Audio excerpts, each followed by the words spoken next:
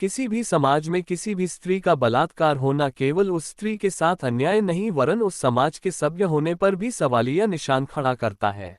नमस्कार दोस्तों, द हिंदू में आपका स्वागत है। चलिए जब तक हम वीडियो को शुरू करते हैं तब तक आप चैनल को सब्सक्राइब कर लीजिए।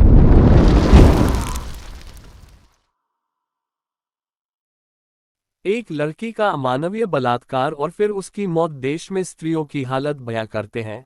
ऐसा नहीं, ये पहली और आखिरी घटना थी। देश में लगभग हर 20 मिनट में एक महिला का बलात्कार होता है। ये तो वो आंकड़े हैं जो पीड़ित द्वारा पुलिस में शिकायत की जाती है। सोचिए, ये आंकड़े इससे कहीं ज्यादा होंगे क्योंकि अभी भी 80% स्त्रियां लोक लाज, गरीब, असहाय या अशिक्षित होने के कारण थाने तक पहुंच ही नहीं पाती होंगी। पर क्या कारण है कि महान भारत, जो कि स्त्री को देवी कहकर पूजता था, जिसने स्त्रियों को या देवी सर्वभूतेषु कहकर उसे पूजनीय बनाया, पुरुषों द्वारा लिखे गए वेदों में भी उसे इतना सम्मान दिया कि यत नार्यस्तु पूजयन्ते रमन्ते तत्र देवता तक कह दिया गया। वेदों, रामायण, महाभारत किसी में भी किसी भी स्त्री का बलात्कार होने का जिक्र नहीं है। राम ने लंका पर विजय प्राप्त की, पर न ही उन्होंने और न किसी सेना ने पराजित लंका की स्त्रियों को हाथ लगाया। महाभारत में पांडवों की जीत हुई, लाखों कौरव मारे गए, उनकी स्त्रियां विधवा हुई, पर किसी भी पांडव सैनिक ने किसी भी कौरव सेना की विधवा स्त्रियों को हाथ तक लगाया। फिर अचानक क्या हुआ कि इसी भारत में स्त्रियों की इतनी दयनीय स्थिति हो गई, उनके बलात्कार होने लगे। इसके लिए हमको इतिहास में झांकना होगा। ये तो सभी जानते हैं कि भारत पर समय समय पर विदेशी आक्रमण होते रहे हैं। कुछ प्रमुख आक्रमणकारियों के इतिहास को देखते हैं। सिकंदर ने भारत पर लगभग 326 ईस्वी पूर्व आक्रमण किया। पुरु और सिकंदर का भयंकर युद्ध हुआ, हजारों लाखों सैनिक मारे गए। युद्ध सिकंदर द्वारा जीत लिया गया। युद्ध जीतने के बाद भी राजा पुरु की बहादुरी से प्रभावित हो जीता हुआ राज्य भी पुरु को दे दिया और बेबीलोन वापस चला गया। विजेता होने के बाद भी सिकंदर की सेनाओं ने किसी भी भारतीय महिला के साथ बलात्कार नहीं किया और न तो धर्म परिवर्तन करवाया। कुषाण 1 शताब्दी से 2 शताब्दी ये आक्रमणकारी मूल रूप से चीन से आए हुए माने जाते थे।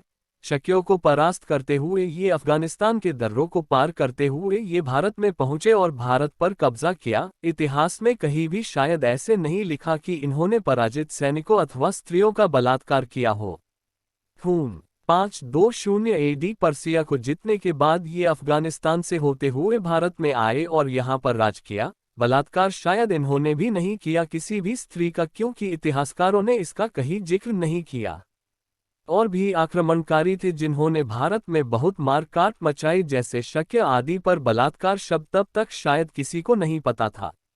अब आते हैं मध्यकालीन भारत में, जहां से शुरू होता है इस्लामिक आक्रमण और शुरू हुआ भारत में बलात्कार का प्रचलन। मुहम्मद बिन कासिम। सबसे पहले मुस्लिम आक्रमण हुआ 711 में मुहम्मद बिन कासिम द्वारा सिंध पर राजा दाहिर को हराने के बाद उसकी दोनों बेटियों का बलात्कार करके उन्हें दासियों के रूप में खलीफा को तोहफा भेज दिया।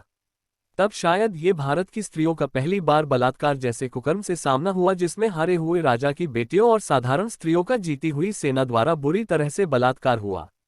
मुहम्मद गजनी ने पहला भारत पर आक्रमण 1001 में किया। इसके बारे में ये कहा जाता है कि इसने इस्लाम को फैलाने के लिए ही आक्रमण किया था। सोमनाथ के मंदिर को तोड़ने के बाद उसके साथ हजारों हिंदू स्त्रियों को अफगानिस्तान ले गया और उनके साथ बलात्कार करके दासों के बाजारों में उन्हें बेच दिया गया।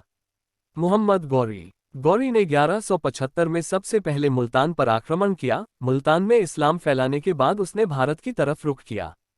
पृथ्वीराज को दूसरे युद्ध 1192 में हराने के बाद उसने पृथ्वीराज को इस्लाम कबूल करने के लिए कहा, पर जब पृथ्वीराज ने इनकार तो उसने न कि पृथ्वीराज को अमानवीय यातनाएं दी, बल्कि उन लाखों हिंदू पुरुषों को मौत के घाट उतर दिया और अनगिनत हिंदू स्त्रियों के साथ उसकी सेना ने बलात्कार किया जिन्होंने इस्लाम कबूल करने से मना कर दिया था। इतिहासकार श्री आशीर्वादी लाल श्रीवास्तव की पुस्तक दिल्ली सल्तनत -711 से 1526 तक के पेज न 85 पर आप देख सकते हैं कि किस प्रकार गौरी ने इस्लाम न कबूल करने वाले हिंदुओं और स्त्रियों पर क्या क्या अत्याचार किए। ये सूची बहुत लंबी है, पर मेरे कहने का बस इतना तात्पर्य है कि मध्यकालीन में मुगलों द्वारा पराजित हिंदू राजाओं की स्त्रियों का और साधारण हिंदू स्त्रियों का बलात्कार करना एक आम बात थी, क्योंकि वो इसे अपनी जीत या जिहाद का इनाम थे। धीरे धीरे ये बलात्कार करने की मानसिकता भारत के पुरुषों में भी फैलने लगी, और आज इसका ये भयानक रूप देखने को मिल रहा है। तो इस प्रकार भारत में बलात्कार करने की मानसिक रोग उत्पन्न हुआ।